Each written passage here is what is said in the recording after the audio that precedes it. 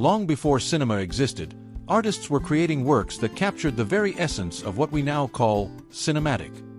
These paintings, centuries old, feel like stills taken straight from a high-budget, epic movie.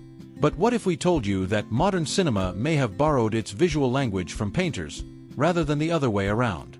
Today, we'll explore the paintings that set the stage for the art of filmmaking. The cinematic influence of Henri-Paul Motte. Take the breathtaking works of Henri-Paul Motte. His 19th-century paintings are so grand and intense that they could easily be mistaken for scenes from a historical epic. His standout work, The Siege of La Rochelle, 1881, depicts Cardinal Richelieu during the pivotal 1627 siege. The sheer scale and narrative power of this painting feel like they belong on the big screen. But here's the thing, these scenes existed long before cinema. Jean-Léon Gérôme's directorial style. Motte wasn't working in isolation. He learned directly from another master, Jean-Léon Gérôme, whose painting Police Verso, 1872, heavily influenced Ridley Scott's Gladiator.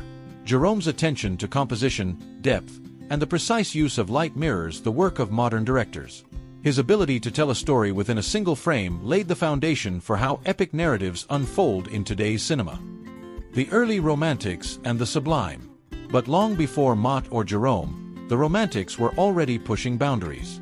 John Martin, in particular, captured the vast, apocalyptic sublimes that set the stage for epic movies. His Belshazzar's Feast, 1821, is a masterpiece of scale and drama. The panoramic architecture, packed with endless detail, was even copied for some of the earliest film sets. Martin's paintings weren't just admired in galleries. They were displayed in music halls and theaters, lit by dramatic gaslighting, with live readings of the stories depicted in the artwork. In many ways, Martin was the forerunner to modern cinema, immersing audiences in epic visual storytelling. Theatrical art displays. Frederick Edwin Church took things even further. His landscapes were so rich in detail and depth that they were displayed theatrically, complete with curtains. People flocked to see these monumental works as though they were going to the movies. Imagine this, 12,000 people paid the equivalent of $7 per ticket to sit in front of a single painting, The Heart of the Andes, 1859. That's the power of visual storytelling. Artistic staging, Ernest Meissonier's sets. Some painters even went as far as creating sets, much like movie directors do today. Ernest Meissonier, for example, famously hired troops and covered fields in flower to recreate the snowy scenes of Napoleon's French campaign, 1814. His process was essentially a forerunner to what directors do today, staging every detail meticulously to bring history to life on canvas, or in our case, on the big screen. The cinematic tension of Kobayashi Kayachika.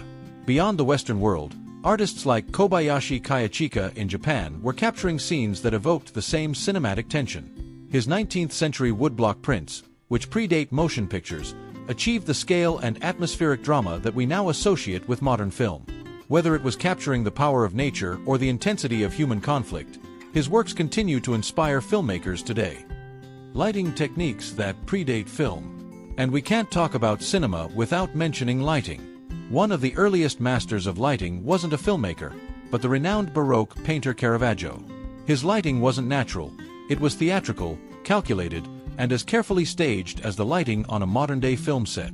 Caravaggio used light to heighten drama and tension in his paintings, just as filmmakers do in cinema today. The legacy of cinematic painting. So the next time you sit down to watch a historical epic or a visually stunning film, remember that much of what makes it cinematic was mastered centuries ago by painters who used composition, depth, scale, and lighting to tell their stories.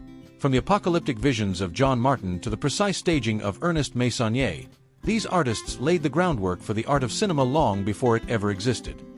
Thank you for watching. If you enjoyed this journey through art and cinema, please like, share, and subscribe for more deep dives into the visual storytelling that shaped the way we experience film today.